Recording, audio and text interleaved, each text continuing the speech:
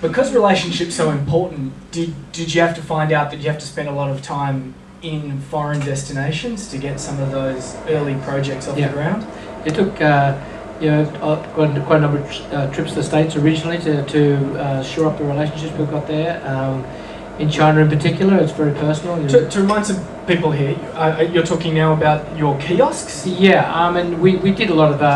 design works easy internationally. I mean, designers here.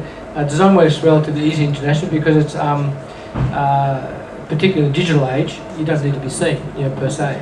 And you can establish a relationship, continue a relationship, design products. We've designed products for Swedish companies, German product companies, Italian companies, and never seen them, and only saw the sample of the product when they were completed.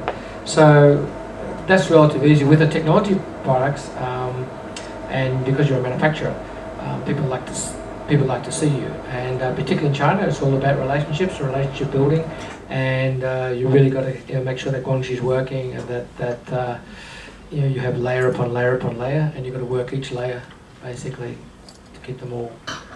So give us an example. You might commence a relationship with the... Commence a relationship, so we're doing work for Shanghai Bank, and so to get that, we got that relationship because my partner knew his chauffeur's, my partner's chauffeur's uncle knew the deputy director, who.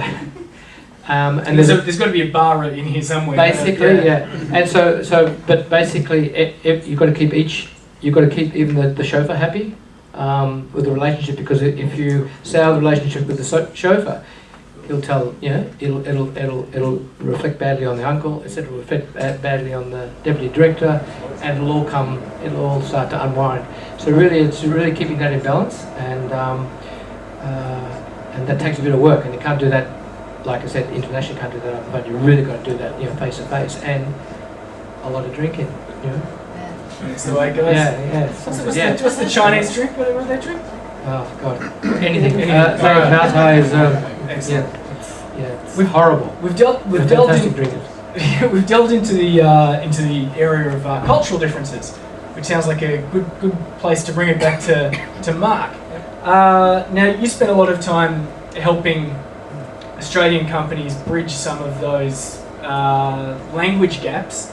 Are there any scenarios or any stories that you'd like to share about things not to do when it comes to cultural differences? Yeah, sure. With us, usually by the time they've gotten to us, something's stuffed up or it's too late. Yeah, it's too late.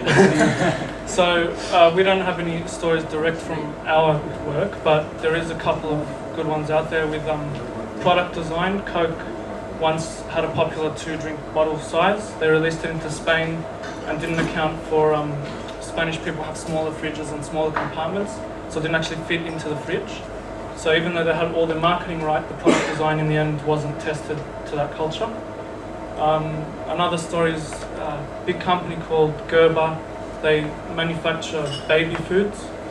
They wanted to expand into the African market, and on the front, number one first mistake was that they put a picture of a Caucasian baby.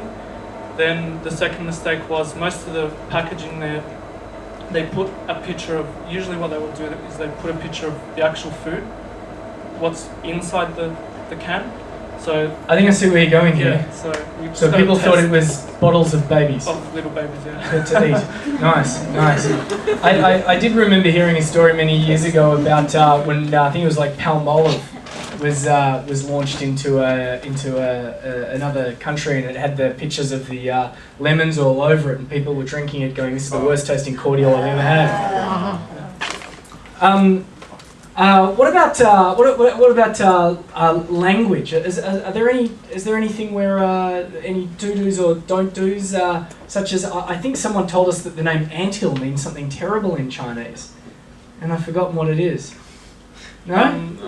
Yeah, I don't know. Well, that was the worst leading question ever. But there are scenarios like that. We did some work recently with ANZ, and we wanted to test a product name in China, and in the end, the product name it meant corrupt in Chinese. So yeah, scrap that. So it's all really nice. I also do remember hearing about Chinese movies, how they have a very literal translation on the cover, because something like Annie Hall, which is the Woody Allen film, doesn't make much sense. So it was called The Neurotic American, and Pretty Woman with Julia Roberts, I think, was called The Lucky Hooker. Yeah, doesn't quite translate that well. You mentioned before that often people come to you after the damage is done. What sort of things do you do to make sure that people are connecting? Usually the process it's the testing part that they miss. So they'll translate the material, but the testing part is usually the big gap that everyone's missed. So once they release, they've realised that it's not adapting to the culture, so they're coming back. Yeah, I think Matt's looking and nodding and smiling. Let's give him the mic. He's obviously got something to add to that point. I think there's 3 common themes here tonight. One is testing. the other is bars, and the third one is obviously the language of the culture. So with China in particular, it's interesting because there's more to the world than just China. And we deal with a lot of countries, and we have offices in China, we have offices in the UK. So it's interesting to see, because we have similar cultural issues even in the UK. So it's pretty funny. Where have you got offices? We got one in London, one in Wales. That's a free plug again for the guys from Wales, all right?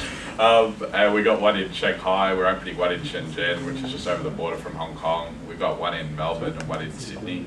So. And they employ people from the Enex TestLab company, which is Australian? So we got a company in Australia, we've got a company in the UK, we've got a company in Hong Kong, and we're a state-owned enterprise in China. So. Right. Yeah. Before you did that, was there a stepping stone process where you went from selling into another country to engaging resellers to opening up a branch office? Well, we can't sell services through reselling. Services, especially testing, no one thinks they need testing until there's a problem, and then when there's a problem they come running and screaming to you. So generally it's after the horse is bolted, and then you've got a customer for life after that because you help them out and they're all happy and all their stakeholders are happy, so it's not so bad. But we actually went the other way. We ignored our biggest export market, which was the US. The multinational companies which come out of the US are happy to deal globally. They have generally, we won't deal with their Australian offices because they're mainly sales and marketing offices because Australia's too small, but we generally deal with their Asia Pacific headquarters and their headquarters back in the States, and they're happy to order over the phone, to ask anything they want over email, to engage us that way. So we ignored America, and we thought, I've done business in China for about 18 years now, and I work for 2 Chinese companies, so I knew China was a very easy next market for us, and so I ignored that as well, and we went straight to the UK. I thought Europe's the way to go. I've got dual citizenship, so I knew if emergency happened I could go and work there for as long as I wanted. We wouldn't have any visa issues. A lot of my staff here are more senior and they're British as well, so again, if I needed to pull my team from here, I could take them over there as well. So yeah, we thought we'd tackle a half-hard market, which was Europe and the UK, and then we did that 3 years ago. 2 years ago, we just went into China and did the deal we needed to do in China and set up, as I said, the state-owned enterprise and all the software parks dealing with foreign-owned enterprises. And again, they're generally the same multinational US companies that we deal with in the US. So.